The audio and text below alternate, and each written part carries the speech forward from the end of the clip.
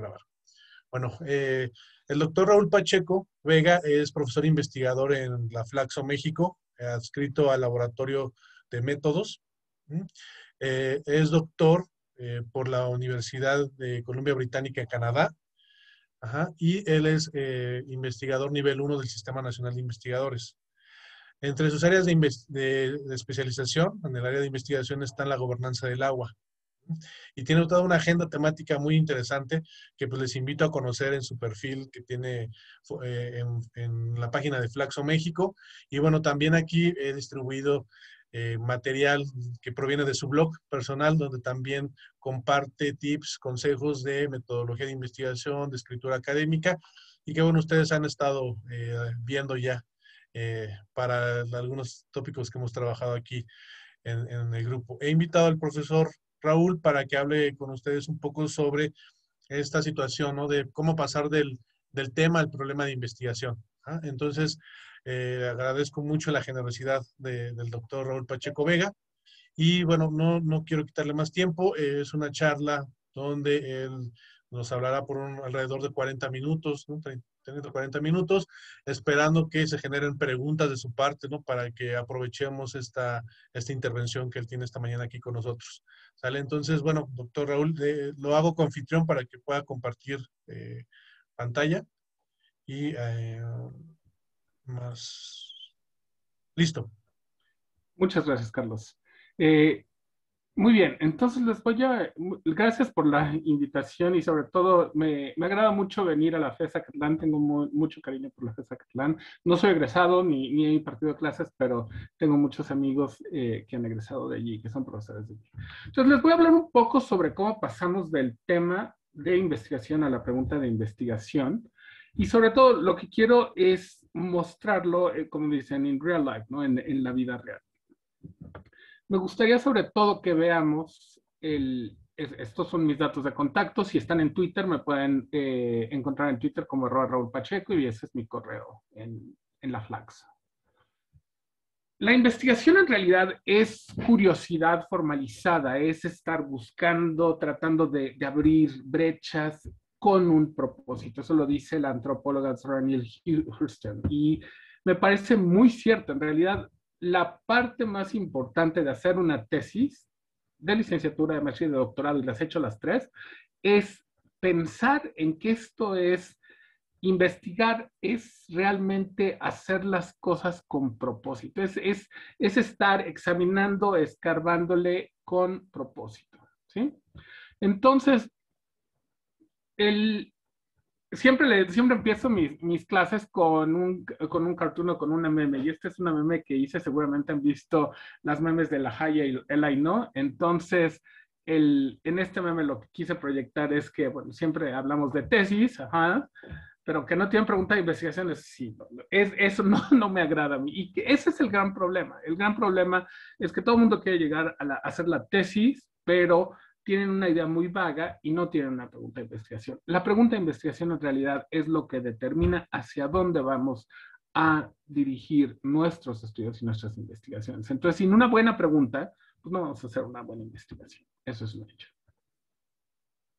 Les voy a hablar un poco sobre el ciclo del aprendizaje en academia, la importancia de leer, qué es una pregunta de investigación, cuáles son los tipos de preguntas de investigación que existen y cómo podemos establecer una buena pregunta de investigación. Les voy a enseñar un modelito, una estructura que yo diseñé para generar preguntas de investigación.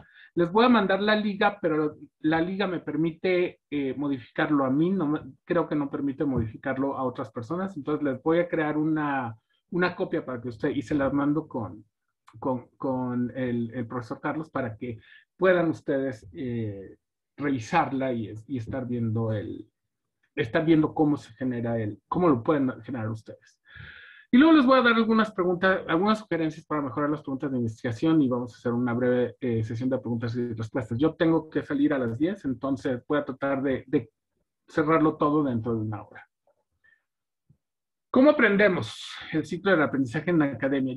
Yo pienso, a la hora que yo pienso sobre estudios académicos, yo pienso en esta forma cíclica. Si ustedes lo ven en el ciclo, lo que ustedes pueden ver que empezamos con una idea, no sé, la idea que yo tenía últimamente, yo trabajo en general, quienes conocen mi trabajo lo conocen por política ambiental, pero en realidad trabajo otras cosas. Y una de las cosas que me ha interesado es la forma en la que toman las decisiones las enfermeras y los doctores en el momento, ahora durante COVID. Eso se puede ver de muchas perspectivas. Una de las formas en las que se ha visto es de manera antropológica, lo que se le llama la antropología médica. Entonces les voy a platicar un poco sobre un tema y un método de investigación que me ha estado interesando últimamente, que es la etnografía hospitalaria. Yo he pasado, tengo un sistema inmunológico relativamente débil, entonces he pasado mucho tiempo en hospitales y entonces me resulta importante e interesante entender este tipo de decisiones. Entonces, esa es mi idea original. Si ustedes ven en el diagrama, la idea es lo primero donde emerge el concepto de cómo creamos o cómo aprendemos. Posterior a la idea, pues nos ponemos a leer y yo me he puesto a leer un montón de artículos sobre etnografía hospitalaria. En inglés le llamamos hospital ethnography.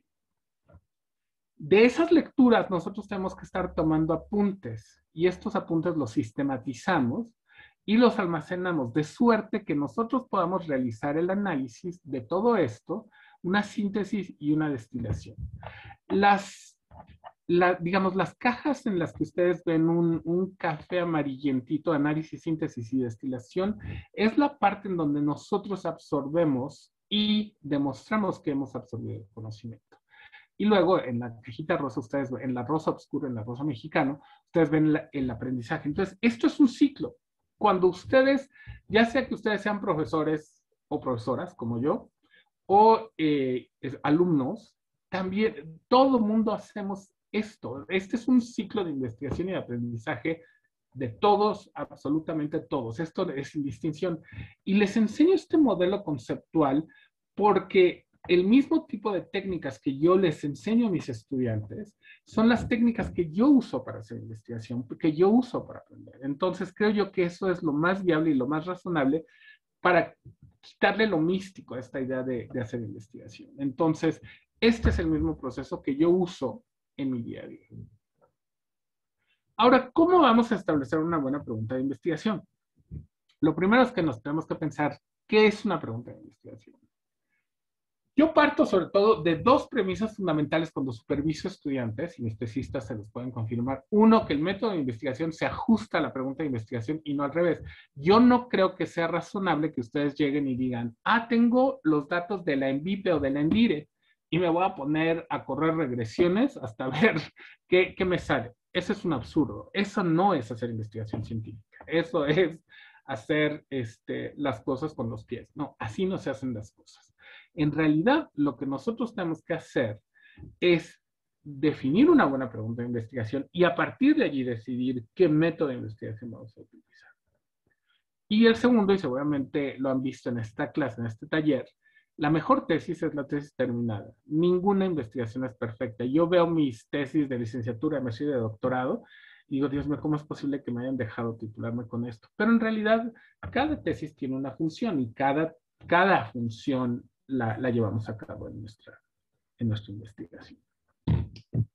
Entonces, ¿qué es una pregunta de investigación? Una pregunta de investigación es una pregunta que establece claramente el objeto de estudio de una investigación. Es decir, una pregunta de investigación dice claramente cuál es el fenómeno a estudiar, cuáles son las variables que lo afectan, cuáles son los posibles resultados y por qué es importante estudiarlo. ¿Sí? Una pregunta de investigación en la que yo me enfoco. ¿Cuáles son los modelos de gobernanza del agua más eficientes entre los públicos, donde los organismos operadores suministran agua a la sociedad, o los privados, en donde quienes suministran el agua son entidades o multinacionales? Esta es una pregunta de investigación que se puede ir refinando, pero les dice, bueno, yo quiero entender si este modelo de manejo de agua es el correcto. Y si es el correcto, ¿por qué lo es? Entonces, esta pregunta establece claramente el objeto de estudio de la investigación. Ahora bien, hay diferentes tipos de preguntas de investigación, como las descriptivas, que explican o describen el fenómeno y el contexto. XS, por ejemplo, Mucha gente me pregunta si se pueden utilizar este tipo de paradigmas para investigaciones históricas. Por supuesto, claro que sí.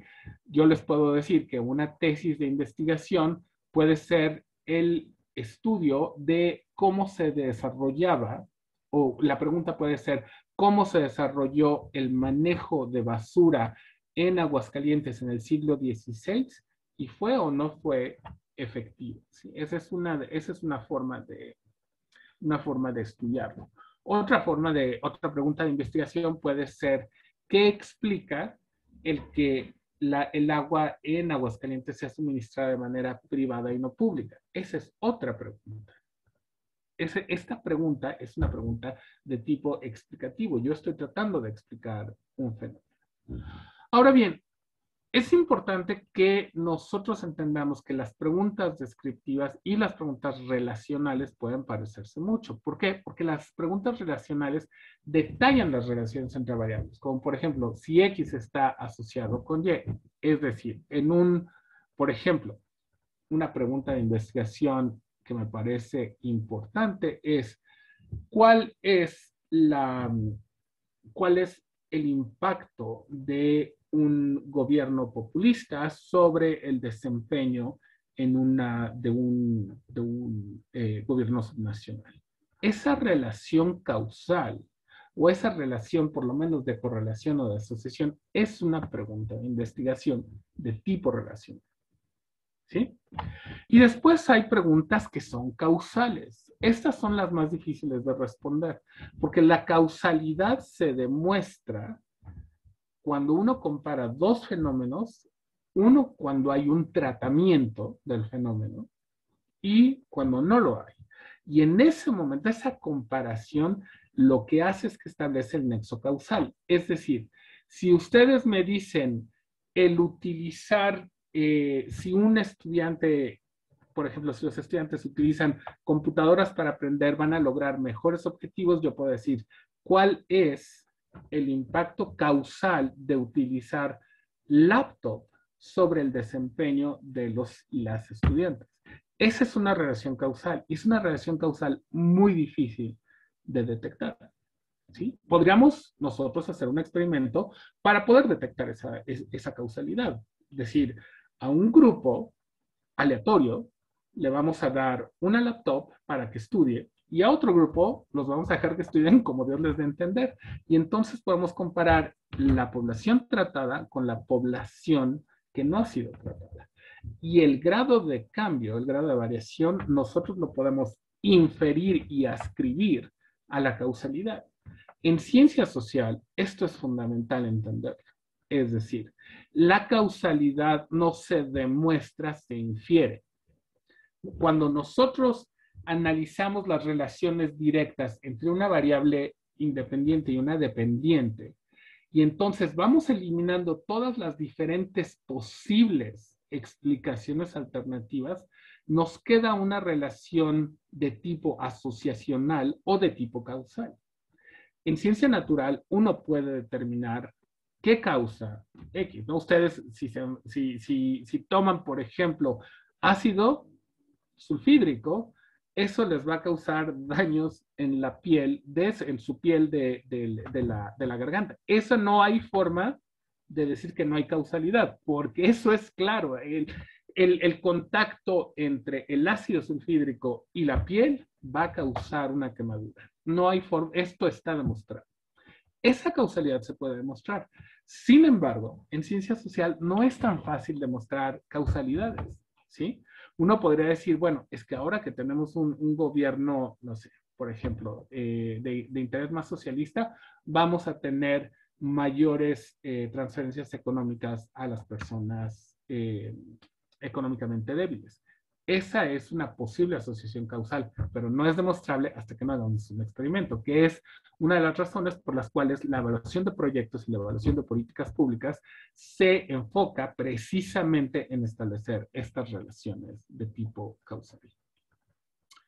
Muy bien, entonces algo importante es que no todo tiene que ser causal. Yo nunca les exijo a mis estudiantes que traten de demostrar causalidad en todo, simplemente porque crear experimentos para demostrar una liga causal es muy complejo, es muy cansado y gasta uno mucho. Entonces, no me parece que sea una idea realmente inteligente. Entonces, yo lo que les digo, bueno, no trates de darme una pregunta causal, trata de darme una pregunta explicativa, descriptiva o relacional. Ahora, es importante, como les mencionaba, que la pregunta que aclaremos que la pregunta de investigación no necesariamente establece causalidad, sino que puede formularse como una correlación, una relación, una comparación, y tiene parámetros que permitirían falsificarla, pero no existe una prueba de causalidad. Es decir, yo puedo decir, ¿qué explica que en México no hayamos adoptado, por ejemplo, una pregunta de investigación que me tiene muy preocupado?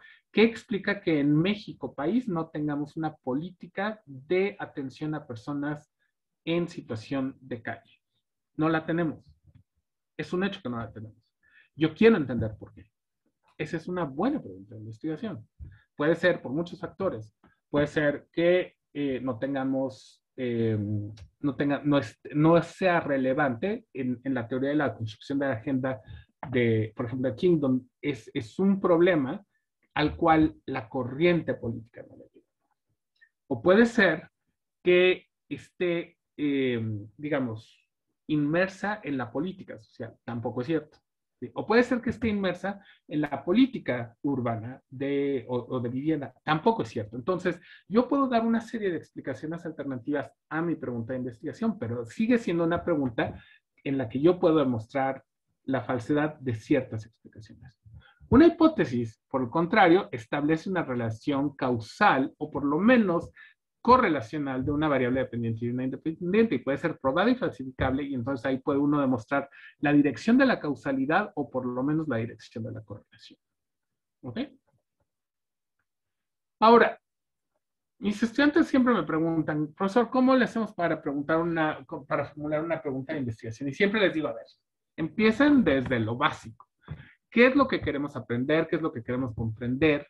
¿Qué fenómenos pretendemos explicar? ¿Qué queremos describir? ¿Qué queremos hacer más claro? Entonces, dependiendo de con quién trabajen y en qué disciplina lo hagan, el diseño de la pregunta de investigación cambiará sustancialmente.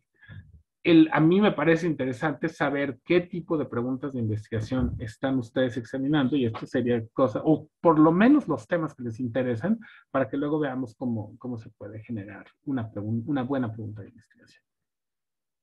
Y si quieren, eso lo podemos hacer en la sesión de preguntas y respuestas. Ahora, ¿cómo decide uno un tema de investigación? Cuando alguien se me acerca para que supervise su tesis, mi primera pregunta es, ¿qué es lo que les interesa? Y el origen puede ser interés personal, por ejemplo, una de mis estudiantes quería entender conflictos por agua, o profesional. Otra de mis estudiantes quería aprender a hacer análisis con QGIS, que es un sistema de información geográfico gratuito y de open source. Entonces, ustedes pueden tener cualquier interés y es importante que ustedes traten de tener un interés grande porque se van a casar con este tema por un buen rato. Entonces, sí es importante decidir, ya sea que sea interés personal o profesional, por qué estamos haciendo la tesis. No nada más es un documento, sino que además es un objetivo. Entonces, perdón, aquí está. Entonces, ¿cómo pasamos del tema a la pregunta de investigación? Pasar del tema de interés a la pregunta de investigación requiere obviamente leer mucho y ampliamente para saber si alguien ya hizo la investigación que uno pretende hacer o si existe un hueco en la literatura, en un espacio de entrada. Entonces, en especial, yo enfatizo el hueco en la literatura. Para mí es importante no tanto si alguien ya hizo una investigación similar, sino si hay un lugar donde mis estudiantes pueden contribuir a la literatura. Ahora, el fundamento, por lo tanto, de la escritura académica es leer, leer, leer, leer, leer y escribir, escribir, escribir y escribir. Entonces, hasta aquí no hemos entrado todavía a la parte de cómo la construimos, la pregunta de investigación, pero por lo menos podemos nosotros generar una serie de preguntas que nos pudieran ayudar a refinar la investigación. Estas preguntas yo las tengo aquí en la pantalla. Les voy a dejar de presentar mi presentación para que ahora vayamos a ver cómo funciona mi estructura en la realidad. Entonces, esta estructura está, ustedes pueden encontrarla aquí. Déjenme ver, se los voy a poner en el chat por si la quieren abrir en su computadora. Se las voy a enseñar de todos modos yo.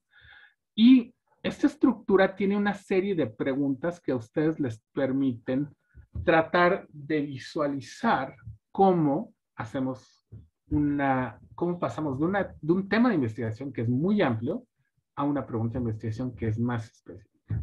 Entonces, por ejemplo, en el tema de investigación, a mí me parece, el tema de investigación que a mí me interesaba para este trabajo sobre etnografía hospitalaria es, a mí me gusta la etnografía hospitalaria en México. Ese es algo que me interesa. En realidad, esto ya sería más bien el interés de investigación, porque ese es muy específico. A mí me interesa la etnografía hospitalaria como método. Yo soy una persona que utiliza múltiples métodos, pero siempre se me ha hecho interesante ver cómo el estar dentro de un hospital por periodos extensivos de tiempo puede ayudarme a comprender cómo toman las decisiones los médicos y enfermeros. Entonces, mi tema de investigación, el tema más amplio en el que tengo interés es la etnografía hospitalaria.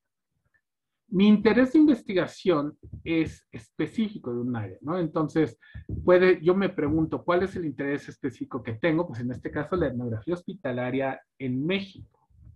Ahora bien, el siguiente punto es sumamente importante porque ustedes no van a llegar a la pregunta de investigación si no han leído y si no han hecho una revisión de literatura.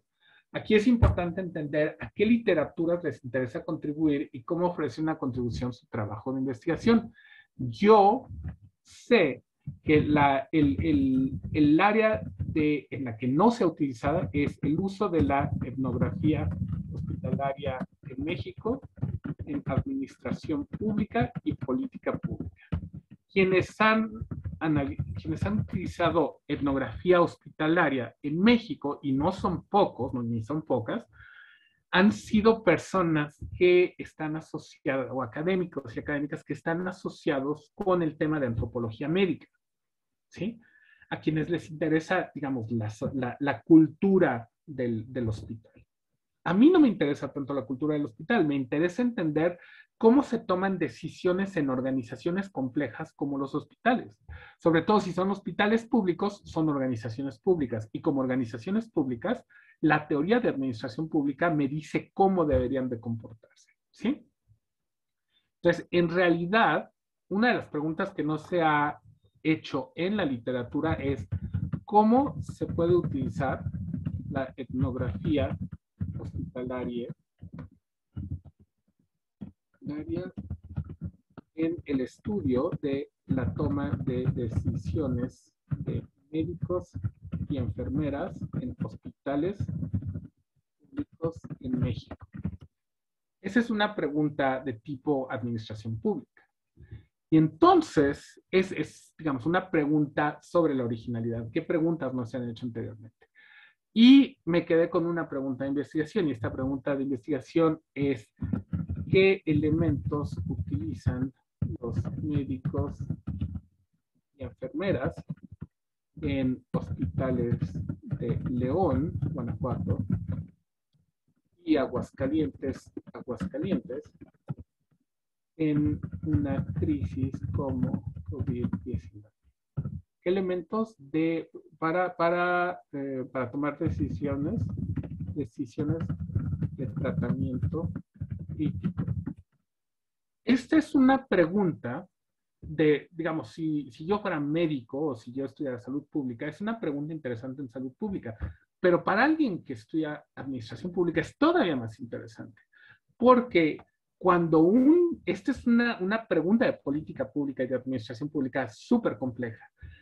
Generalmente, quienes implementan las decisiones de política pública en la calle son los burócratas a nivel de calle, lo que se le llaman los street level bureaucrats. En el caso de COVID, ha habido un vacío muy grande. ¿Por qué? Porque al no querer tomar decisiones el gobierno, quienes han tenido que tomar decisiones sobre cómo, si aplican remdesivir, si aplican ivermectina, si intuban, no intuban, etcétera, esas decisiones que podrían ser decisiones de política pública, las están tomando los burócratas de nivel de calle, las están tomando los médicos y las enfermeras.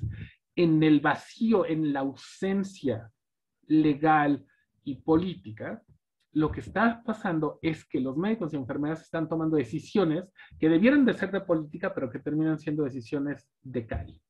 Entonces, esta es una buena pregunta de investigación. A mí se me hace muy interesante y ahora la estoy examinando. Y la estoy examinando precisamente con etnografía hospitalaria. Estoy yo entrando en hospitales que están atendiendo pacientes de COVID. Esto tiene, bueno, una serie de implicaciones importantes que podamos platicar.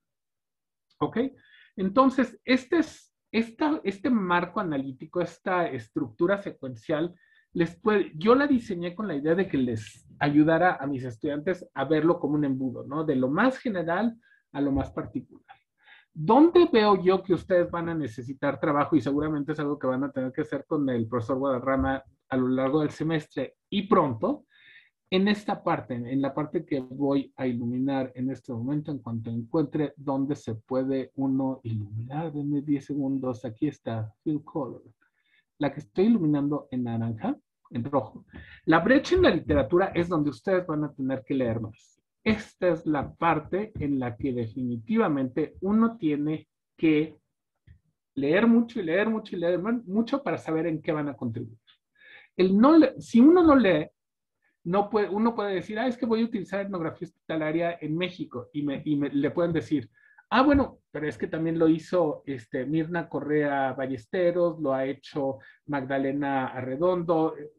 ¿Cuál es la contribución del doctor Raúl Pacheco Vega y de su grupo? Bueno, entonces ahí es donde yo tengo que empezar a buscar cómo hacer mi trabajo de manera original. ¿Sí?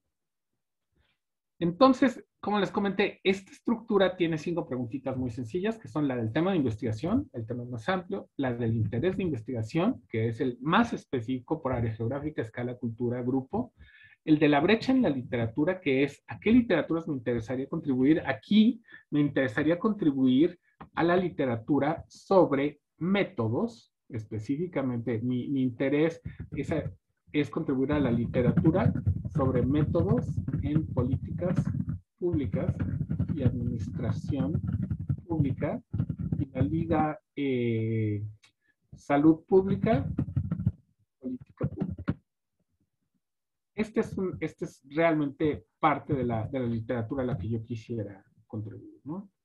La originalidad me hace preguntar qué tipo de preguntas no se han hecho anteriormente. Como les comentaba, anteriormente no se ha utilizado etnografía hospitalaria en estudiar esta toma de decisiones. Yo tengo colegas del CIDE, yo antes de estar en Flaxo estaba en CIDE, y tengo colegas del CIDE que han utilizado entrevistas o storytelling, pero no han hecho etnografía hospitalaria. Mi grupo sería el primero que hiciera etnografía hospitalaria para estudiar esta toma de decisiones. Entonces es una contribución original a la literatura. Por eso es por lo que utilizo esta pregunta de investigación, que si ustedes se fijan es una pregunta descriptiva. No estoy ni siquiera tratando de deducir si el tomar las decisiones en la calle, en lugar de tomarlas a nivel política pública, es más eficiente o menos. Esto no lo estoy haciendo. Apenas estoy empezando yo con apenas estoy empezando yo a ponerle, carnita al problema. Entonces mi primera pregunta seguramente va a tener que ser descriptiva. ¿Ok? Entonces, hasta aquí voy. Esta es la parte de cómo empiezan a utilizar la estructura.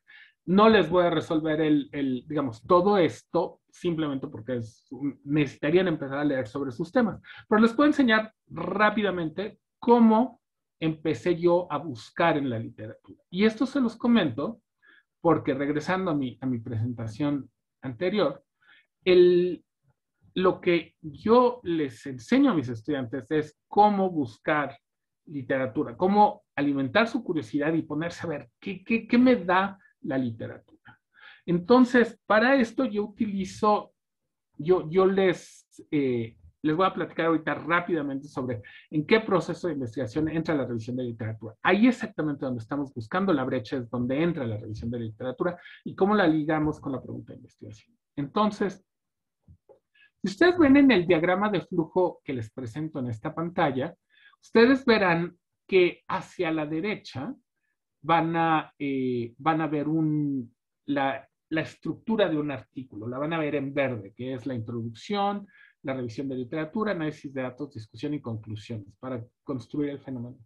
Ahora, escribir un paper de la misma manera que escribir una tesis requiere de todo lo que viene atrás en la parte izquierda, es decir, buscar en bases de datos, crear bases de datos de artículos, crear una bibliografía anotada, una matriz sintética, un banco de precios retóricos. Entonces, ustedes deciden cómo toman notas, cómo las sistematizan, pero de todo esto, o sea, todo esto requiere fundamentalmente de que ustedes busquen mucha información.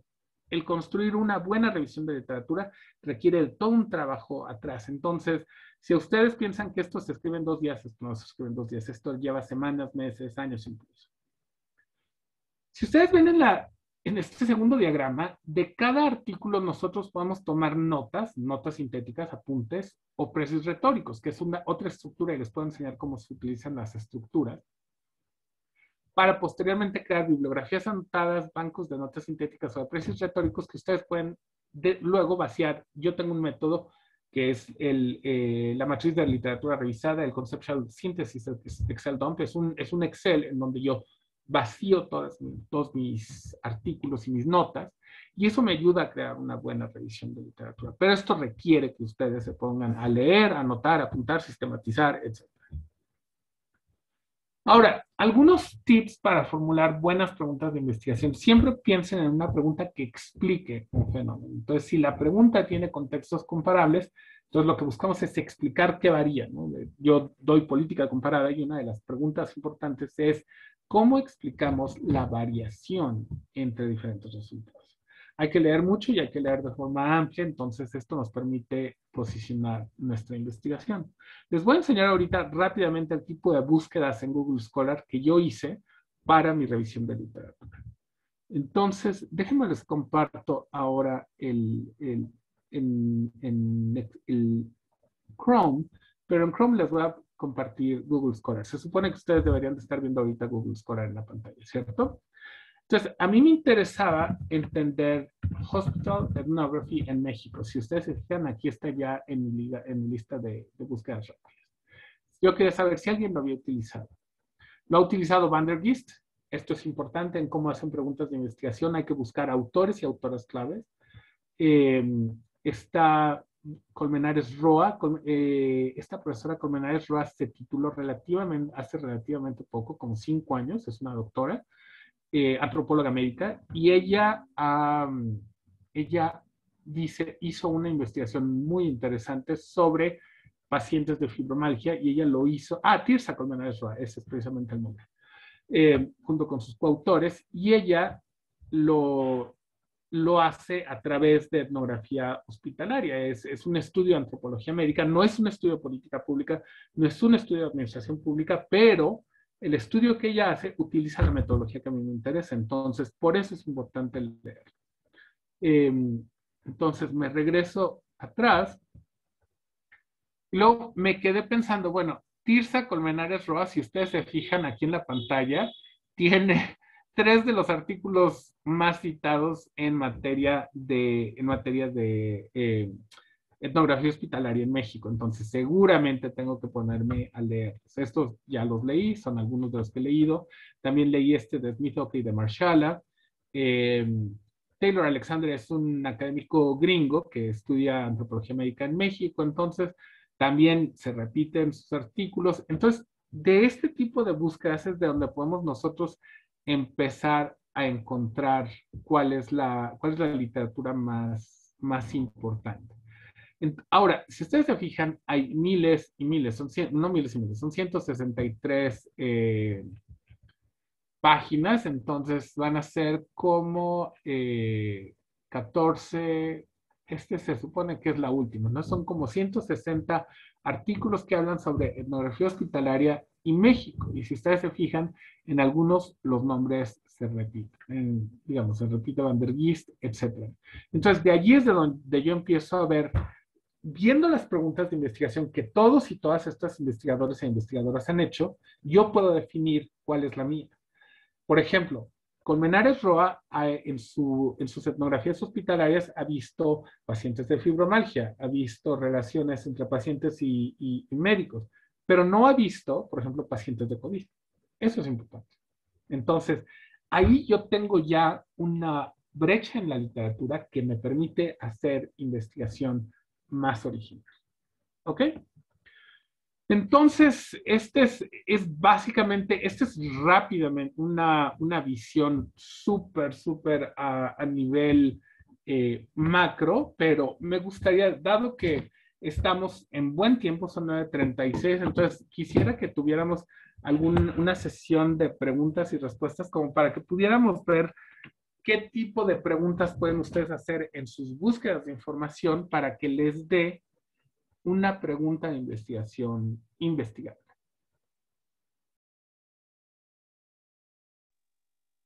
Bueno, pues abre el espacio para preguntas y respuestas. Quienes estén interesados en participar, pueden tomar la voz. Nada más abren el micrófono y también pues pueden levantar la mano para hacer como un orden, ¿no?, de participaciones. Entonces, pues hay que aprovechar a nuestro invitado. Entonces, pues les dejo. No sé si alguien quiera hacer Hay una una pregunta. forma muy sencilla. Si ustedes le dan clic en donde dice reacciones, el primer botoncito dice levantar la mano, que es este. Entonces, si ustedes lo levantan, yo puedo ir viendo en qué secuencia van levantando la mano.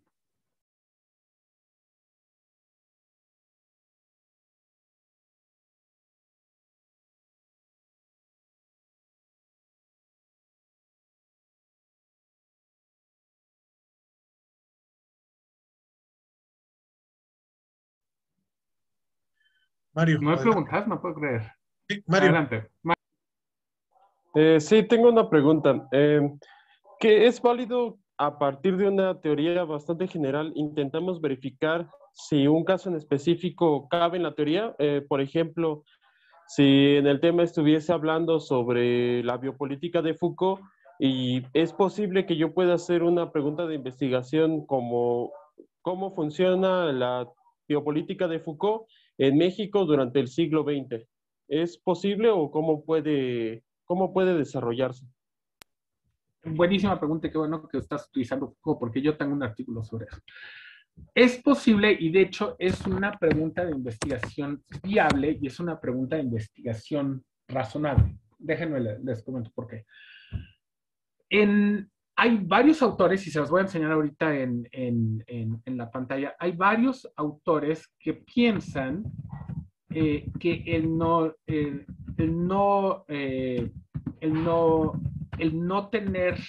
ofrecer una, una, una casa, el no ofrecerle alojamiento a una persona, puede verse a través de los mentes de Foucault.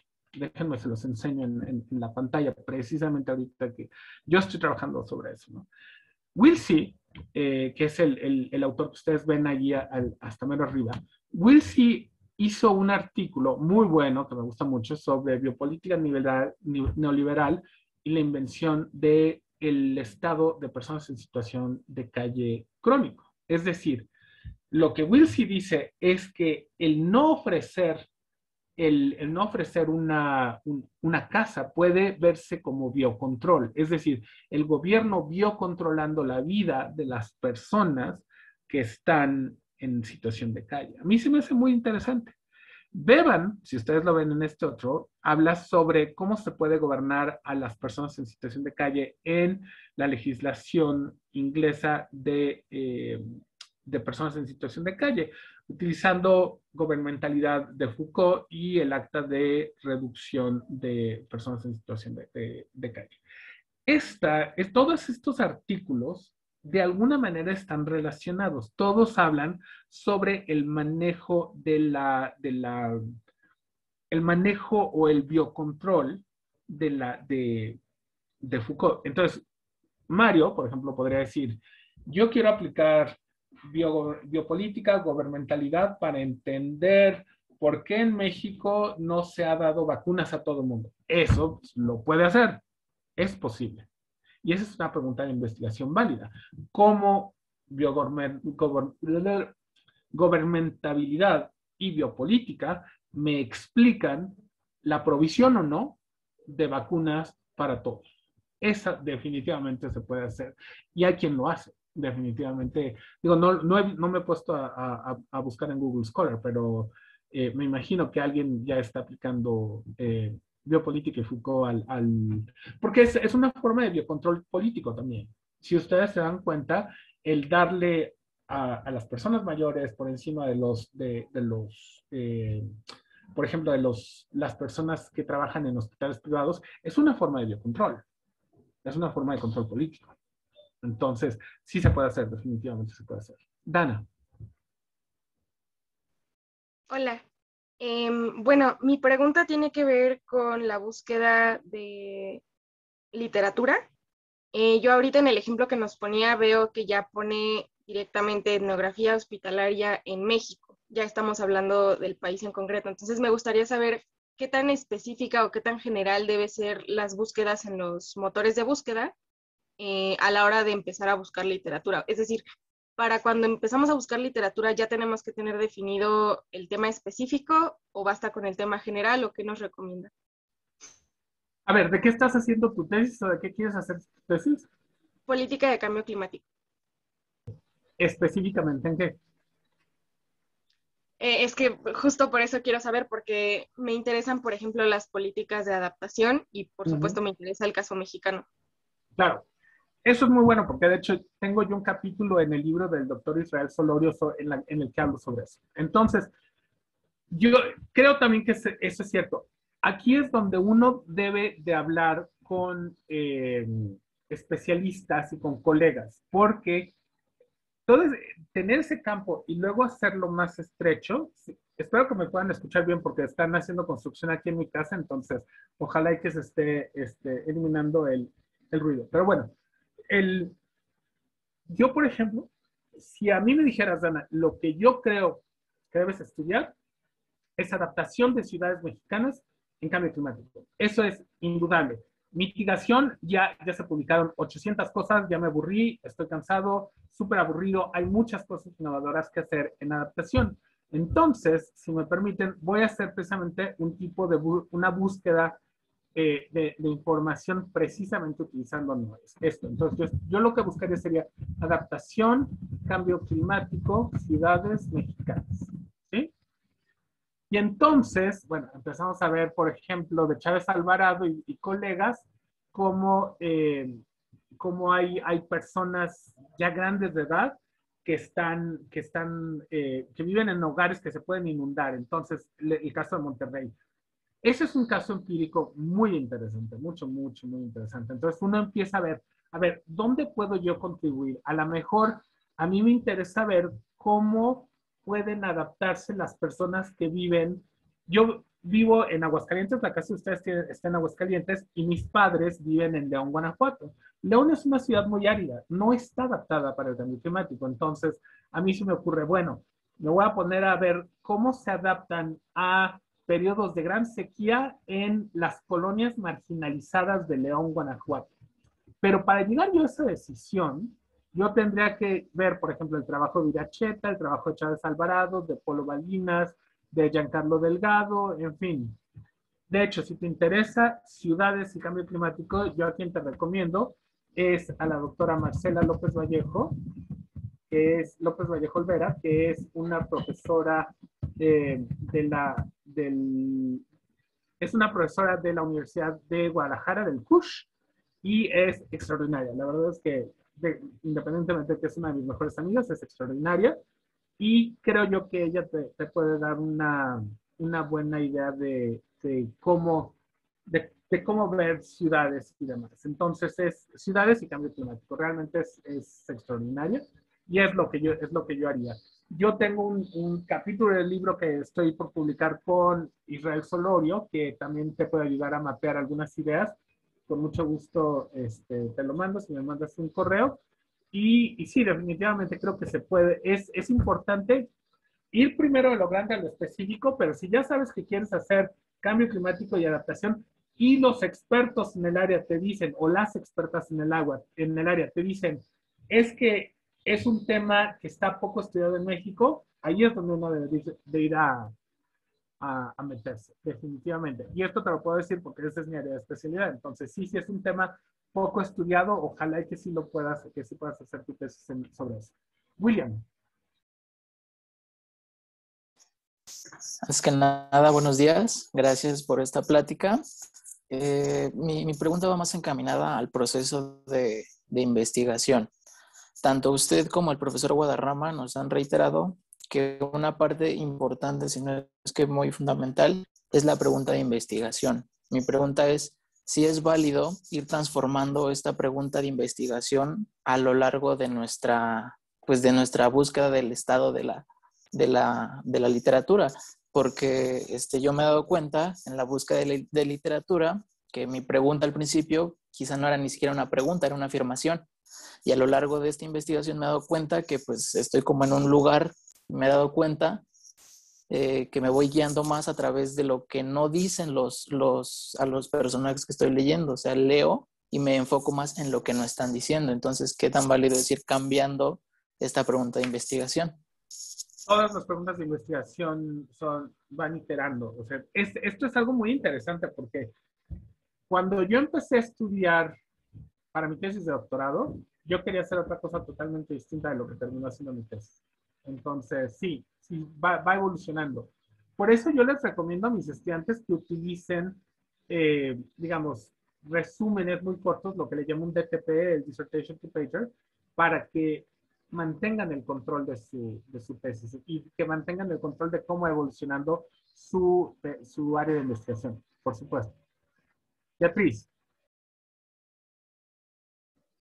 Sí, hola, buenas tardes. Buenos días. Mi pregunta es, ¿qué tan delimitada tiene que estar la pregunta de investigación? Depende. ¿Sobre qué estás investigando? Sobre el Big Data y la minería de datos. Me planeo enfocar en las elecciones de México o en el comportamiento electoral. Ok. Entonces, ¿cuál sería la pregunta que te gustaría hacer? La que ya tengo formulada es ¿cómo influye el targeting digital con base en el Big Data y el Data Mining en el comportamiento electoral de México? Pero no sé si tenga que basarme específicamente en algunas elecciones o pueda hacerlo por ejemplo, desde que se empezó a utilizar como que estas técnicas, que sería desde el 2008 en las elecciones de Obama. Bueno, una cosa muy interesante es delimitar qué es una tesis de licenciatura, de maestría, de doctorado. Yo tengo por ahí en Twitter un hilo sobre eso. La realidad es que, y se los voy a dejar aquí porque les va a servir para su tesis, lo específico debe ser dependiendo de qué tanto quieres tardarte en hacer tu tesis. Entonces, por ejemplo, yo a mis tesistas siempre les digo, enfócate en un problemita chiquitito, ¿sí? Entonces, si tú lo que quieres ver es si quienes diseñaron las campañas de políticas lograron tener mejores resultados porque utilizaron Big Data, Machine Learning y todo ese tipo, como se supone que de hecho, que se dice que el primer presidente de social media es precisamente Obama, porque hizo ese tipo de targeting. Entonces, lo puedes hacer de manera histórica, lo puedes aplicar al caso de México. A mí, honestamente, se me hace una pregunta interesante, pero más interesante para mí es la permanencia de los bots. Esos bots que controlaban la conversación política en medios sociales, en Twitter y en Facebook, que ustedes saben que son granjas, que se les paga y demás, eso lo innovó Peña Nieto. El gobierno de Peña Nieto, Alejandra Lagunez, fueron la estrategia digital, esto no está escrito en ningún lado, pero todo mundo sabemos que en la estrategia digital del gobierno de México, del gobierno de Peña Nieto, estaba acallar a la oposición a través de sembrar granjas. López Obrador hace exactamente lo mismo. Es decir, hubo un cambio radical en tipo de gobierno y sin embargo, y en gobernador, en presidente, y sin embargo la estrategia es la misma. ¿Por qué un gobierno que se dice totalmente diferente al gobierno anterior mantiene la misma estrategia digital? Ustedes véanlo. Si critican a López Obrador, a los 20 segundos en Twitter sale un trending topic en apoyo de López Obrador, en apoyo de López Gatell, atacando, por ejemplo, ahorita Yuridia Sierra la tienen en jaque, ¿no? Entonces, esa se me hace una pregunta de investigación muy interesante. ¿Por qué permanece la misma estrategia digital, sobre todo la estrategia de control del mensaje, en 2 sexenios? Y esa se me hace una tesis de licenciatura muy buena. No te estoy diciendo que cambies de tema, pero es una tesis que te puede dar, que permite explicar variaciones, que era lo que comentaba yo. Entonces, sí hay que irse al caso específico, pero depende mucho de lo que quieran tardarse. ¿Vale? Ok, muchas gracias. De nada, Julio.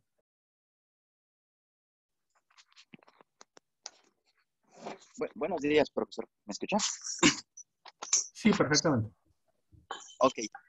Bueno, yo le quería hacer una pregunta.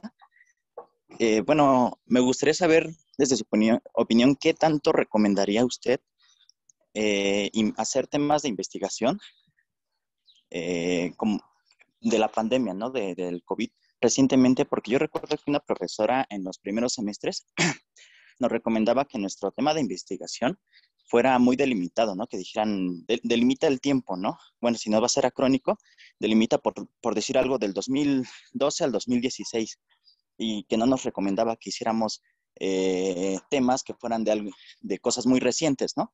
Pero a la vez, bueno, siento que de resultado de la pandemia hay demasiado que rascarle, ¿no? Hay demasiadas, o sea, se abrieron demasiadas puertas para hacer temas, pues, nuevos, ¿no? O sea, no sé, por decir algo, ¿no? Me comentaba una amiga que estudia lengua, me decía que están haciendo, por ejemplo, ya temas de investigación relacionadas con el habla, ¿no? Que dicen que cuando a alguien le dio COVID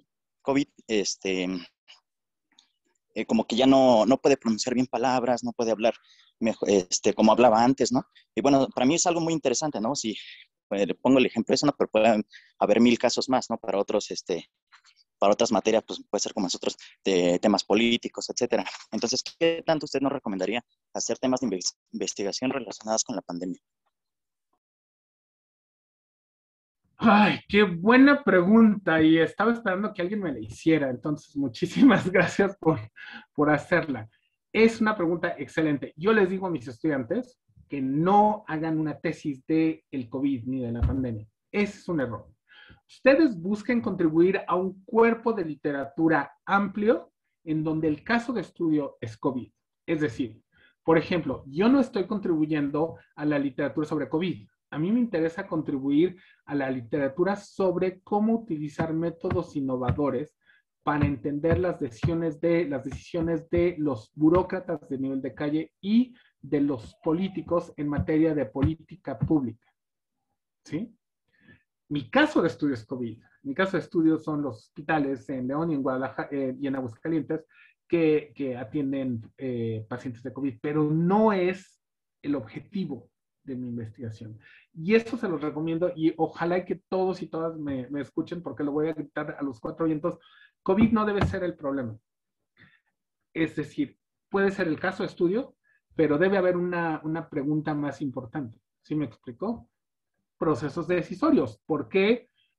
No sé, ¿por qué el secretario de salud y el presidente nunca se pusieron tapabocas? Esa es una pregunta importante, pero es una pregunta importante que contribuye a la forma en la que entendemos la política pública de la salud pública. Es decir, si ustedes hacen una comparación, ni Bolsonaro ni López Obrador estuvieron de acuerdo con utilizar el tapabocas, ni tampoco Trump, ¿sí? Y entonces uno puede ver los resultados de mortalidad de los 3 países y decir, ¿fue o no fue una buena idea? Y luego compararlo con países en donde el mensaje fue distinto. Eso a lo que contribuye es a la literatura sobre comunicación política. ¿sí? A la literatura sobre toma de decisiones. El caso es COVID, pero ustedes quieren contribuir a la literatura, a los campos de literatura más mente. ¿Sí me explico? Eso es importante, que no se les olvide. Francisco, creo que eres la última pregunta en mi secuencia, entonces adelante. Bueno, buenos días, profesor. Yo tengo como que problemas con definir un poco más específico. Quiero hablar del sistema de salud. Ya me enfoqué más a cobertura. Ahorita estoy viendo si debería ser esta cobertura sobre las personas que están inscritas al IMSS-ISSSTE o personas que no tienen acceso a este servicio, tal vez personas del INSABI o personas que de plano si no tengan pues estén inscritos a algún programa o protección de salud.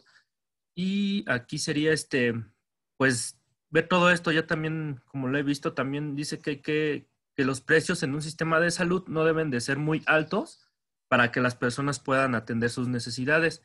Entonces tengo este problema también, no sé si analizarlo conforme a un estado comparado a la Ciudad de México. ¿Por qué luego también estas personas en los mismos estados no encuentran las herramientas, la tecnología para curar lo que tengan y tienen que migrar a la ciudad por algún tiempo para que puedan ser tratados? Y es que esa es la pregunta, ¿no? ¿Cuál es la pregunta? O sea, ¿qué es lo que te interesa? ¿Los procesos de decisión de las personas? O sea, si eso te interesa, entonces la pregunta es, ¿qué motiva a una persona a buscar tratamiento público, privado, dentro o fuera de su estado? Y cómo esas decisiones afectan sus resultados. Esas son preguntas. Entonces, yo lo quería es irme a lo más general primero y luego a lo más particular en casos, por ejemplo, no sé, en el caso de enfermedades renales, cáncer, alguna cosa así, en ciertos contextos. Pero de nuevo, para eso tiene uno que buscar cómo la literatura sobre los procesos de decisión de pacientes, ¿sí? O sea, primero es procesos de toma de decisión de pacientes, luego procesos de decisión de pacientes en México, luego en ciertos países, en ciertos contextos, o en ciertos niveles, ¿sí me explico? Entonces, eso es muy importante, mucho, muy importante, que no olvidemos que todo esto es digamos, el resultado de hacer de lo general lo particular. Pero muy importante, y eso espero que les quede bien claro. Yo creo que lo que se nos olvida es cómo se nos olvida que digamos, la pregunta de investigación y la tesis no es un trabajo solo, es un trabajo en conversación con quienes están supervisando sus tesis. Yo, con mis estudiantes de licenciatura, soy muy, muy directo. Quiero que hagas una tesis chiquititita, enfocada, soluble, que tú termines tu carrera y termines tu tesis y entregues la tesis y te vayas a hacer lo que necesitas hacer. Eso es importante. Sí, es muy importante que no lo olvidemos. Yo prefiero que mis estudiantes hagan cosas más complejas cuando hagan maestría, doctorado, pero así no. En la licenciatura tiene que ser algo muy pequeñito, muy específico, muy soluble, muy rápido. Creo que con eso termino yo. Nada más les puse en el chat una liga a un hilo de Twitter que hice precisamente para poder, digamos, construir un marco para poder describir la tesis. Yo espero que les pueda servir. Mi blog está ahí y bueno, creo que con esto yo terminaría. Pues muchas gracias, doctor Raúl Pacheco Vega, por esta charla muy interesante. Gracias también por responder esas inquietudes que pues, seguramente se extienden a más compañeros y sobre todo por la generosidad de compartir todo su conocimiento, ¿no?, en metodología de cómo pasar del tema al planteamiento del problema. Yo espero que no sea la única y la última vez que nos acompañe, ¿no? De hecho, la coordinación de la carrera está muy interesada en ampliar toda esta línea de trabajo metodológico, ¿no?, en las y los estudiantes. Hay un nuevo plan de estudios aquí en la carrera, entonces también pues contar con el apoyo de de investigadores, investigadoras externos, ¿no? Para fortalecer, ¿no? La caja de herramientas de los estudiantes, pues es muy valioso acá en la FES. Pues, doctor, no le queremos robar más tiempo. Le agradezco nuevamente, todas aquí, y pues estamos en contacto también. Pues muchas gracias, doctor. Buen día, hasta luego. Un gusto. Hasta luego.